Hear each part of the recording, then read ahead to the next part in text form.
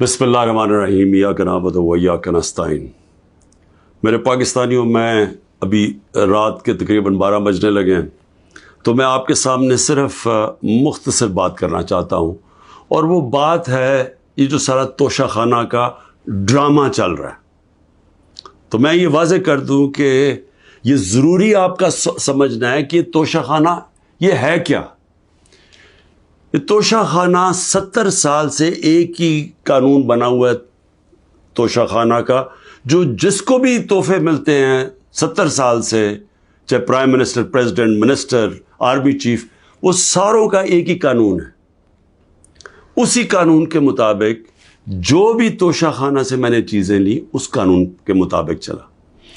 اب یہ کیس جو توشہ خانہ کا چلنا شروع ہوا، یہ آپ کو سمجھنا چاہیے کہ اس کیس کے اوپر، یہ توشہ خانہ کیس کے اوپر میرے گھر کے اوپر حملہ ہوا۔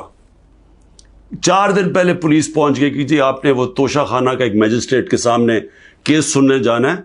4 دن پہلے پولیس پہنچ گئی، اور یہاں پورا میرے گھر کے اوپر 26 گھنٹے اٹیک ہوا۔ مجھے جب 9 مئی کو غیر آئینی اور قانونی طور پہ اغوا کیا گیا اسلام آباد ہائی کورٹ سے، تو مجھے جب جیل میں لے گئے پولیس لائنز میں، وہاں مجھے ایک دم پتہ چلتا ہے کہ ایک جج صاحب، جج ہمایوں دلاور وہاں بیٹھے ہوئے ہیں، اور وہ آپ کے اوپر توشہ خانہ کے کیس کے اوپر کوئی کاروائی کرنا چاہتے ہیں۔ نہ میرا وکیل، نہ مجھے کیس کا پتہ، اور پتہ چلتا ہے کہ وہ ادھر آ کے میرے اوپر فرد جرم لگا کے چلے جاتے ہیں۔ فرد جرم لگا سکتے ہی نہیں جب تک کہ میرے اوپر، جب تک مجھے پوری طرح بتایا نہ جائے کہ وہ ہے کیا، میرے سامنے فرد جرم لگتا ہے یا میرے وکیل کے سامنے۔ جب ہمیں یہ پتہ چلا، اس سے اگلے دن ہم نے ریکیوزل کا کہا۔ ہم نے کہا جی ہمیں ان جج صاحب سے جس طرح انہوں نے کارروائی کی ہے، ہمیں کوئی انصاف کی توقع نہیں ہے۔ یہ 11 مئی کو ہم نے کیا۔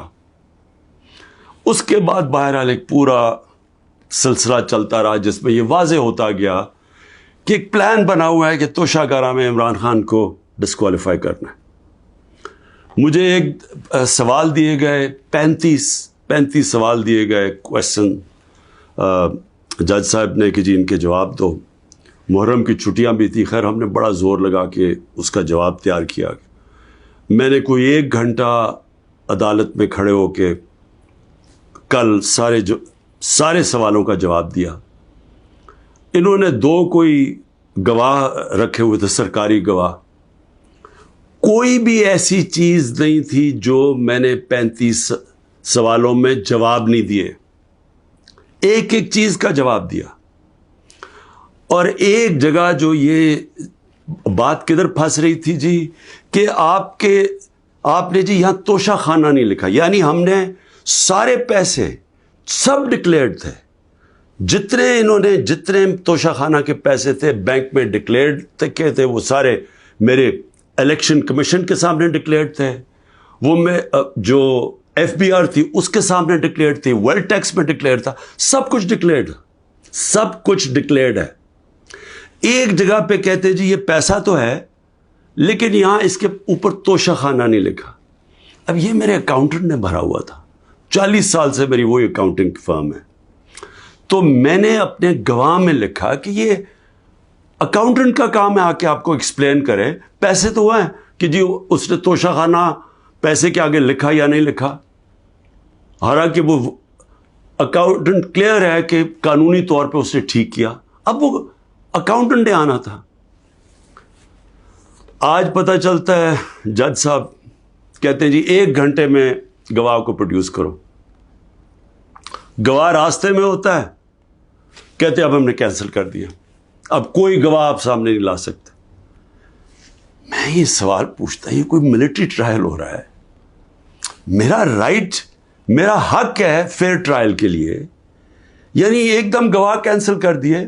میں نے کوئی 5-6 گواہ لے کے آنے تھے تاکہ وہ ایکسپلین کرے۔ جو 35 کویسچنز انہوں نے بھیجے، ان کے جواب میں مجھے موقع تو ملے کہ اگر کوئی پوچھے، میرے وکیل ان کو سمجھانے کے لیے گواہ تو اس لیے ہوتے ہیں، گواہی سارے کینسل کر دیے، اور آج اب ایسے لگ رہا ہے کہ کل فرد جرم قائم کر دیں گے. یعنی مجھے سمجھ نہیں آ رہی کہ یہ جلدی اتنی کیا ہے. کیا کل 2 دن، آج گواہ آ جائے، کل گواہ آ جائے، اس کے بعد پھر آپ نے جج صاحب فیصلہ کرنا ہے وہ آپ نے کرنا ہے. لیکن مجھے تو موقع ملے کہ ہر دنیا میں موقع ملتا ہے انسان کو فیئر ٹرائل کا، وہ مجھے موقع دینا چاہیے. اور ابھی سپریم کورٹ میں یہ بھی کہہ دوں کہ ہم نے ریکیوزل کا بھی ان جج صاحب کا کہا ہوا ہے کہ ہمیں ان کے اوپر اعتماد نہیں ہے. وہ پڑا ہوا ہے اسلام آباد ہائی کورٹ میں. وہ اسلام آباد ہائی کورٹ بدقسمتی سے فیصلہ نہیں کر رہے چیف جسٹس صاحب. میں یہ بھی کہہ دوں کہ صرف اتنی زیادہ پتہ نہیں میں کتنے کیسز میں ہوں، صرف 2 ججز کے اوپر میں نے ریکیوزل کا کہا ہوا ہے. ایک اسلام آباد ہائی کورٹ کے چیف جسٹس اور دوسرے یہ جسٹس دلاور. یہ میرا رائٹ ہے کہ اگر میں سمجھ رہا ہوں مجھے انصاف نہیں مل رہا تو میرا یہ حق ہے کہ میں ان کو ریکیوز کرواؤں، ان کو کہوں کہ کسی اور کو بھیج دے. اب وہاں بھی فیصلہ نہیں ہو رہا اسلام آباد ہائی کورٹ میں. ہم سپریم کورٹ میں گئے ہیں، سپریم کورٹ کہہ رہے ہیں کہ اسلام آباد ہائی کورٹ فیصلہ کرو، اور سپریم کورٹ نے کہا کہ تب تک انہوں نے جسٹس دلاور نے فیصلہ نہیں کرنا جب تک کہ یہ اس کے اوپر فیصلہ نہیں ہوتا ٹرانسفر پہ. لیکن مجھے لگ رہا ہے کہ کل انہوں نے فیصلہ کر دینا ہے، اس لیے میں رات کو لیٹ آپ کے سامنے آ رہا ہوں. میں آخر میں ایک اور بات کہتا چلوں کہ فیس بک پہ 2014 میں جسٹس دلاور نے اپنی فیس بک پہ میرے اوپر ایسے ریمارکس دیے ہوئے ہیں جس سے لگتا ہے کہ وہ مجھے انصاف نہیں دے سکتے. یعنی ان کی ایک پرسنل ڈسلائک اس میں سامنے آ رہی ہے. ہم نے یہ چیف جسٹس صاحب اسلام آباد والوں کو کہا کہ دیکھیں یہ پریجوڈسڈ ہے. انہوں نے جا کے ایف آئی اے کو کہا کہ بتاؤ کہ جناب یہ ٹھیک ہے یا نہیں، یہ جو فیس بک پہ ان کی پوسٹ تھی.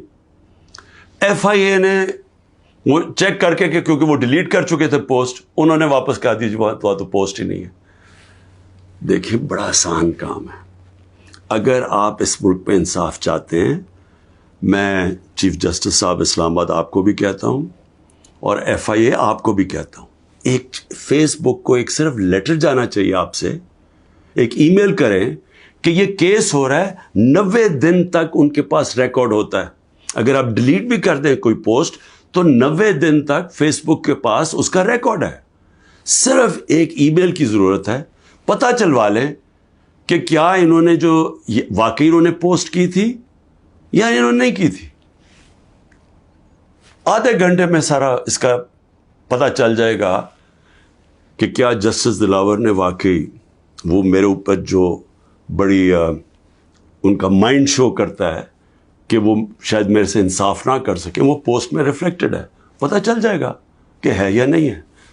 تو ہم صرف میں یہاں بیٹھا ہوا ہوں، 200 کیسز ہونے لگے ہیں، ایک ایک فیس کرنے کے لیے تیار ہوں، فیس کر رہا ہوں. پچھلے 2 مہینے میں 350 عدالت میں کیسز کے اندر میری پیشی ہو چکی ہے. 350، یہ بھی ریکارڈ ہے. میں آگے بھی تیار بیٹھا ہوں، لیکن صرف یہ چاہتا ہوں کہ انصاف ملے. اور انصاف ملنا کوئی مشکل کام نہیں ہے. اگر صرف مجھے یہ موقع دیا جائے کہ اگر میں یہ سمجھتا ہوں کہ کوئی جج میرے سے انصاف نہیں کر رہا تو یہ میرا حق ہے کہنا کہ جی ٹرانسفر کر دیں کیس کسی اور جج کو. تو میں ابھی بھی امید رکھتا ہوں کہ کل فیصلہ کرنے سے پہلے اسلام آباد ہائی کورٹ اور سپریم کورٹ میری بات سنیں گے تاکہ مجھے فیئر ٹرائل مل سکے. شکریہ.